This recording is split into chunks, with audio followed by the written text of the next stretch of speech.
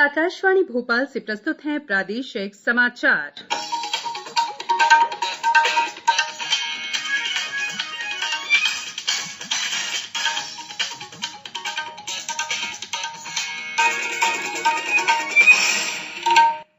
नमस्कार, समाचारों के साथ मैं संयुक्ता बैनर्जी। देश भर में 18 वर्ष से अधिक आयु के सभी लोगों के लिए सरकारी केंद्रों में निःशुल्क टीकाकरण अभियान चलाया जा रहा है। आपसे अपील है कि कोविड रोधी टीका जरूर लगवाएं। कोरोना महामारी के प्रति कोई भी लापरवाही न बरते। जब तक आवश्यक न हो घर से बाहर न निकलें और इन आसान उपायों का पालन करें। मास्क लगाएं, 2 गज की सुरक्षित दूरी बनाए रखें, बार-बार हाथ धोएं और चेहरा साफ रखें। कोविड से संबंधित जानकारी और मार्गदर्शन के लिए राष्ट्रीय हेल्पलाइन काम कर रही है। इसके नंबर हैं 011-239-78046 और 1075। अब मुख्य समाचार। प्रधानमंत्री ने ओलंपिक में हिस्सा लेने वाले भारतीय खिलाड़ियों को शुभकामनाएं दी। प्रधानमंत्री 27 जून को आकाशवाणी पर मन की बात कार्यक्रम में जनता से अपने विचार साझा करेंगे और प्रदेश में पात्र लोगों का टीकाकरण अक्टूबर तक पूरा कर लिया जाएगा। अब समाचार विस्तार से। देश में पिछले 24 घंटों के दौरान 54,24,000 कोविड टीके लगाए गए। राष्ट्रव्यापी टीकाकरण अभियान के तहत अब तक 29 करोड़ 46 लाख से अधिक टीकों की खुराक दी जा चुकी है। स्वास्थ्य मंत्रालय ने कहा है कि कल 50,848 नए मामले सामने आए। सक्रिय मरीजों की संख्या घटकर 6,43,194 रह गई है, जो पिछले 82 दिनों में सबसे कम है। कल 68,817 मरीज ठीक हुए। प्रदेश में पात्र लोगों का टीकाकरण अक्टूबर तक पूरा कर लिया जाएगा। इस दौरान 5 करोड़ से अधिक वैक्सीन के डोज लगाए जाएंगे। मुख्यमंत्री शिवराज सिंह चौहान ने ये जानकारी दी। उन्होंने कहा कि कोविड वैक्सीनेशन के इस महाअभियान में प्रदेश में एक दिन में 16,95,592 डोज लगाए गए। उन्होंने कहा कि पूरे देश का 20% टीकाकरण मध्य प्रदेश में एक दिन में किया गया। इस प्रकार अभी तक 1 करोड़ 67 लाख से अधिक डोज लगाए जा चुके हैं। प्रधानमंत्री नरेंद्र मोदी ने कहा है कि बीपीओ उद्योग को बढ़ावा देने के लिए नवंबर 2020 में अन्य सेवा प्रदाताओं के लिए उदारीकृत दिशा निर्देशों को अब और सरल कर दिया गया है। एक ट्वीट में श्री मोदी ने कहा कि इससे कामकाज में आसानी होगी और नियामक में स्पष्टता आएगी। उन्होंने कहा कि इससे नियमों के अनुपालन का बोझ कम होगा और हमारे तकनीकी उद्योग को मदद मिलेगी। प्रदेश में कोरोना के डेल्टा प्लस वेरिएंट के मामले सामने आने के बाद केंद्रीय स्वास्थ्य मंत्रालय ने राज्य को सतर्कता बरतने की एडवाइजरी जारी की है। प्रदेश में 4 मामलों सहित देश भर में इस नए वेरिएंट के कुल 22 मामले सामने आए हैं। स्वास्थ्य मंत्रालय ने कहा है कि इसे अभी चिंता की श्रेणी में नहीं रखा गया है, लेकिन इस पर लगातार नजर रखी जा रही है। प्रदेश में कोरोना संक्रमण के मामलों में निरंतर कमी आ रही है। प्रदेश में कल कुल 65 नए मामले सामने आए। इंदौर में 15 और भोपाल में 13 पॉजिटिव मरीज मिले हैं। अब तक प्रदेश में 7,78,000 से अधिक लोग स्वस्थ हो चुके हैं। सक्रिय मामलों की संख्या 1,707 है। कुछ मीडिया रिपोर्ट्स में यह आरोप लगाया गया है कि तकनीकी जरूरतों की अनुपलब्धता के कारण बेघर लोगों को कोविड-19 टीकाकरण के लिए पंजीकरण करने से रोका गया और साफ तौर पर छोड़ दिया गया। इन रिपोर्ट्स में आगे कहा गया है कि डिजिटल रूप से पंजीकरण करने की आवश्यकता, अंग्रेजी का ज्ञान और कंप्यूटर या इंटरनेट से जुड़े स्मार्टफोन तक पहुंच कुछ ऐसे कारक हैं जो लोगों को टीकाकरण से वंचित करते हैं। ये दावे निराधार हैं और तथ्यों पर आधारित नहीं हैं। ये साफ किया जाता है कि एक मोबाइल फोन का स्वामित्व कोविड टीकाकरण के लिए कोई आधार नहीं है। टीकाकरण का लाभ लेने के लिए पता का प्रमाण प्रस्तुत करना भी अनिवार्य नहीं है। टीकाकरण का लाभ लेने के लिए कोविन पर ऑनलाइन पूर्व पंजीकरण करना अनिवार्य नहीं है।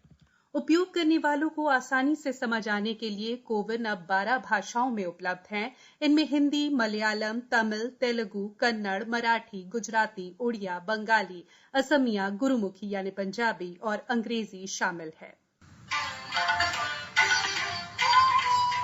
कोविड-19 से बचाव और सुरक्षित रहने के 3 उपाय। मास्क लगाएं, 2 गज दूरी है जरूरी, सुरक्षित दूरी रखें, हाथ और मुंह साफ रखें। ब्रेक के बाद बुलेटिन में एक बार फिर आप सभी का स्वागत है। कोरोना का टीका लगवाओ और चुनिंदा प्रतिष्ठानों में जूस, कुकीज, बर्गर मुफ्त पाओ। इसके अलावा होटल और रेस्टोरेंट में भी 15 से 20% तक की छूट दी जा रही है।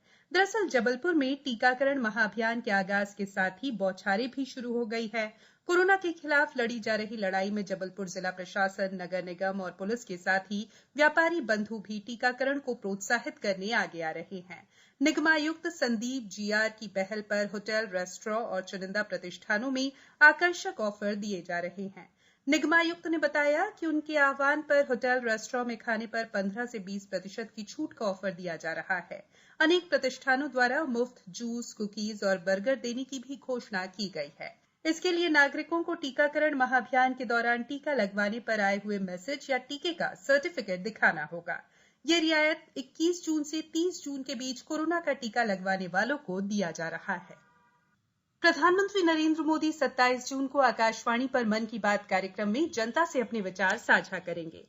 ये मासिक रेडियो कार्यक्रम की 78वीं कड़ी होगी। प्रधानमंत्री ने कार्यक्रम की आगामी श्रृंखला में लोगों को उन विषयों पर अपने विचार साझा करने के लिए आमंत्रित किया है जिनके बारे में उन्हें बात करनी है। लोग नमो ऐप या MyGov ओपन फोरम में अपने विचार साझा कर सकते हैं। वे टोल फ्री नंबर 1800117800 पर भी डायल कर सकते हैं और प्रधानमंत्री के लिए अपना संदेश हिंदी या अंग्रेजी में रिकॉर्ड कर सकते हैं। लोग 1922 पर मिस्ड कॉल भी दे सकते हैं और SMS में प्राप्त लिंक के माध्यम से प्रधानमंत्री को अपने सुझाव भेज सकते हैं।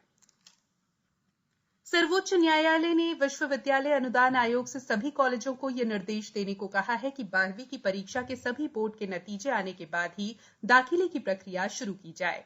CBSE की 12वीं बोर्ड की परीक्षा रद्द करने के फैसले को चुनौती देने वाली याचिकाओं को खारिज करते हुए न्यायालय ने विद्यार्थियों की परेशानियों को देखते हुए ये आदेश दिए।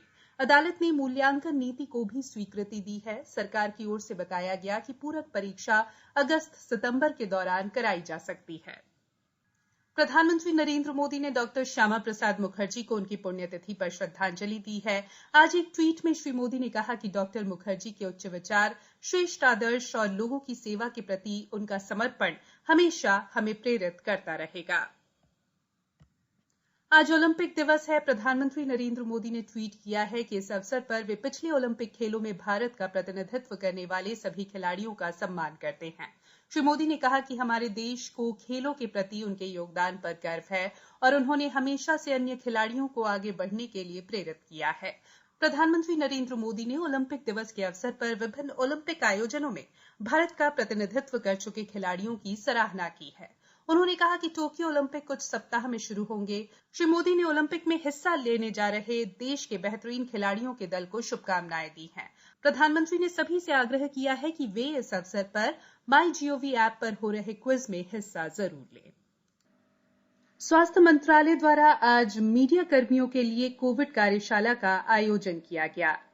स्वास्थ्य सचिव लव अग्रवाल ने इस कार्यक्रम में अपनी बात रखते हुए बताया कि किस तरह से मीडिया की भूमिका कोविड के संक्रमण को रोकने में उपयोगी साबित हो रही है। साथ ही मंत्रालय द्वारा ये भी बताया गया कि किस तरह से अभी तक भारत ने बेहद प्रभावी ढंग से कोविड संक्रमण को रोकने में सफलता हासिल की है और आगे की रणनीति क्या रहेगी। अंत में बुलेटिन के मुख्य समाचार एक बार फिर। प्रधानमंत्री ने ओलंपिक में हिस्सा लेने वाले भारतीय खिलाड़ियों को शुभकामनाएं दी। प्रधानमंत्री 27 जून को आकाशवाणी पर मन की बात कार्यक्रम में जनता से अपने विचार साझा करेंगे और प्रदेश में पात्र लोगों का टीकाकरण अक्टूबर तक पूरा कर लिया जाएगा। इस बुलेटिन में फिलहाल इतना ही। अंत में एक अपील, मास्क और 2 गज की दूरी, हाथ धोना भी है जरूरी। नमस्कार।